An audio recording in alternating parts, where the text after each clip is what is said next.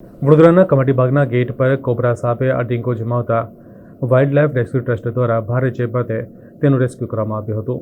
મોડી રાત્રે કમાટીબાગના ગેટ પર કોબરા સાપ અડીંગો જમાવીને બેઠો હોવાની જાણ થતાં વાઇલ્ડ લાઇફ રેસ્ક્યુ ટ્રસ્ટના વોલેન્ટિયર સ્થળ પર પહોંચ્યા હતા અને ચાલુ વરસાદમાં કોબરા સાપનું રેસ્ક્યુ કરી વન વિભાગને સહી સલામત સોંપવામાં આવ્યો હતો। વડોદરા શહેરમાં છેલ્લા ઘણા દિવસોથી રહેણાંક વિસ્તારોમાં સાપ અને મગર આવી જતા હોવાથી અનેક બનાવ સામે આવી રહ્યા છે। ત્યારે અગાઉ પણ લોકોના ઘર આંગણે, સોસાયટીમાં, જાહેર માર્ગો પર, ઘરોમાં, જેલમાં પણ મગર અને સાપ આવી ગયા હતા।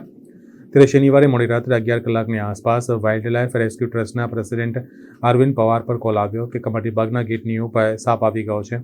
જે માહિતીના આધારે તેઓ પોતાના સંસ્થાના વોલેન્ટિયર ફરદીન પઠાણને સ્થળ પર મોકલ્યા હતા, જ્યાં તપાસ કરતા ગેટની ઉપર કોબરા સાપ જોવા મળ્યો હતો, જેનો ચાલુ વરસાદમાં રેસ્ક્યુ કરી સહી સલામત વન વિભાગને સોંપવામાં આવ્યો હતો।